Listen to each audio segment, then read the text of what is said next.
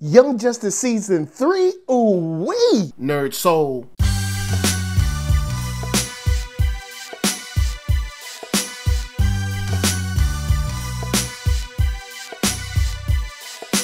Late Ill Kid at OneYoungsta holding it down, bringing that StreetGeek and NERDSoul. What is up, my people, today? Oh yeah, we get into another wonderful episode of Thumbnails, and today we might as well push everything aside because it's about Voltron. Season 3 dropped over the weekend. I hope you got a chance to see it, and we gonna just go in and review this thing. The first thing that I'll say jumps out to me about this season, of course, is the shortened amount of episodes. And I'm gonna touch on this real quick. The thing that I like about it is I think season 1 was like 11 episodes, season 2 was 13, this season 7 is only, season 3 is only 7 episodes. It looks to me like they're only making the amount of episodes that make sense to tell the story. Now, it also might be a cost thing too, you never know, because I haven't read anything about that. But the thing I like about that is that, hey, we're gonna give you what we need to tell this specific story for this season, instead of trying to make it work just to meet an arbitrary episode number, which I think is dope. Another thing I'm loving is that the animation is still there. It's still on point. It's still crushing it. And there's some action scenes that really blow me away. Like, they really take it to another level that I didn't expect to see, especially in the hand-to-hand scenes. There's a lot of great sword fighting. There's a lot of great, like, whip that comes out. I mean, there's just tons of great stuff. And we get into like Shiro, we get into the original Voltron members, the original Paladins. There's so much to unpack. So let's get into the new allies. When we open up our first episode, we see like the team is riding along and they're fighting against, the Gara Empire, but they have, of course, the young men, or the young men and women that we found in last season that kind of linked up with them and started to, I guess, train with them or ally with them. And they're right here again. They got the hoods on, they look all super cool, and they're jumping straight out. They don't even need a drop zone. They just jump straight into action. I don't know how you jump out of a plane, land on your feet, just hit an action roll and keep going, but these people, it's bad. See, there's some cool stuff you can do when you're an alien. I guess it's all right. And I also love the new moves that the Voltron lions have. Like, you see Hunk throw out his moves, you see, new moves from the Red Lion, you see so many cool things from like Keith, you get cool stuff from Pidge, like just even with the sonar thing from the Blue Lion, it's just really nice to see them filling out what each lion can do when they get closer and closer as far as their link between their paladin and of course the lion themselves. Now, before I move on, I'm going to remind you guys that you can find me at Black Hollywood Live. That's right, the first online network for African Americans is super dope. And you can find them at blackhollywoodlive.com, where they have celebrity interviews, after shows, sports talk, geek, nerd, tech, the whole shebang, and live streams every day at youtube.com/blackhollywoodlive. So we're watching this. It's got 7 episodes, about 23 minutes apiece. And you're wondering, well, what will the new threat be? What will the new danger be? Well, Zarkon's son, that's right, Prince Lotor, is in the house. And I'm telling you, the boy bad. The boy is so bad that he's just fighting in the Coliseum, I guess the Gara Coliseum, just for fun.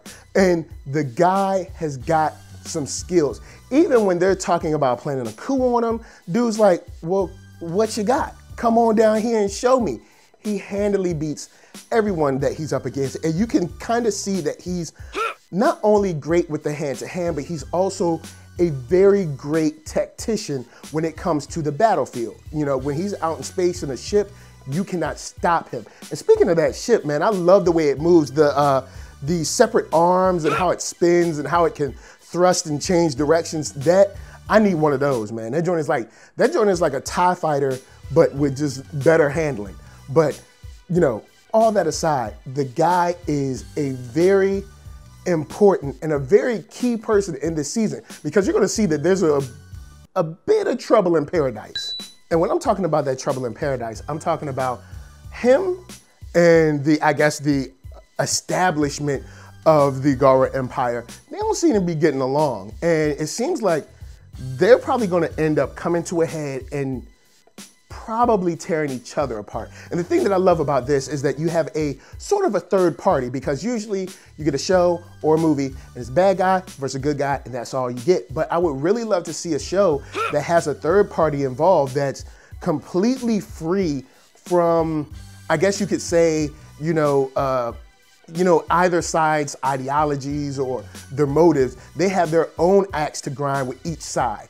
And I'm interested to see how that plays out, because I'm pretty sure that, Papa's coming back. When Zarkon comes back, he ain't gonna be happy with his son. But you take that with the team having a one-on-one battle with Lotor's team. You take that with just the incredible animation that they put together for those hand-to-hand sequences. Also with the alternate reality from just finding the comet that has the alternate reality, rock or whatever that they used to make Voltron out of. There's so much more lore to build on. And speaking of that new team, I love that new team. They're bad, but they're good. Like, man, I truly love their styles. They're so unique and different. And I love how they let them shine when they first began. But I also like how they showed how much ahead and how much further in, his power or his, level of training Lotor is versus his team, because he's extremely just military minded, man. This guy has got some true skills, and it just shows throughout when he's, attacking his own base, when he's fighting against Voltron. This guy has really got it. So putting that away, just for a moment, let's talk about the last few episodes of this season that really grabbed me. We get to see Shiro wake up, and obviously he's been getting experimented on, which is definitely going to play out because he's talking about this headache that he has. I'm pretty sure that he's probably a Manchurian Candidate right now, but we're going to leave that alone. And if you haven't seen Manchurian Candidate, the original or the remake with Denzel Washington, it's definitely worth checking out. But I think that he's going to end up turning on his team unwillingly, because I'm pretty sure he's been reprogrammed and they let him escape, because they said when he escaped, they said we're going to begin phase 3, I believe. So I'm interested to see how that plays out, because he's going to be coming into his own as a coach of the team, and he's going to be able to do some real damage. So we're going to have a Shiro problem, but we're also going to have an interesting problem with however they decide to bring Zarkon back. And the reason why is because Zarkon is still in a nice Sleeping Beauty rest right now. But while he's resting, we got to see the origin and the foundation of the original Voltron team. And it was just, there's so much information that they gave to us about the original, the Alteans, about Zarkon, about the different alien members that kind of built the team, which I think is interesting, because I love the diversity in the original team, and the team now just seems like, we'll just leave that. Look, for the most part, I love Voltron. Voltron is great, but I do think the original team better showed what a galactic fighting force should have. They had people from all different planets, and that was really cool. We don't have any, well, I guess you could say you have an Altean, but she still looks humanoid. They don't have any like weird alien members, which I think could be really cool. Especially with the original team showing how they got together, how they met each other, how they were protecting the galaxy before they even created Voltron. And then after creating Voltron, how it made their bond stronger. But of course, that bond was quickly torn apart by the quintessence feeding on their ambition for power. And when you have someone like Zarkon that already has power and has further ambitions for his empire, the quintessence probably didn't have to work that hard to bring the rest out. But I'll leave it right there. I want to know what you guys think. So guys, holler at me, I'm gonna holler at you. Down in them comments, let me know what you thought about season 3 of Voltron. If you ask me, I highly recommend it. If you like season 1 and 2, yo, you are not losing anything on this season, except a little bit of time, only 7 episodes, but I think you will truly enjoy it. There's a little something in there for everybody. So I think young kids and old kids can really enjoy it. So anyway, guys, before I bounce, I got to tell you to hit up ThatNERDSoul.com. That's right. Check me out. All my videos are there, from the oldest, newest, latest, greatest, and all that. Then hit up shop.thatnerdsoul.com and pick yourself up a t-shirt, player. And don't forget to get one up for them playettes. Then come back here, like, comment, subscribe, and share that Nerd Soul. That's right. There's no better way that I can show people that you like what you are watching. And my shout outs go to LA, what up? VA, what up? RVA, you got my heart. And please, man, be good to yourselves. Be good to each other.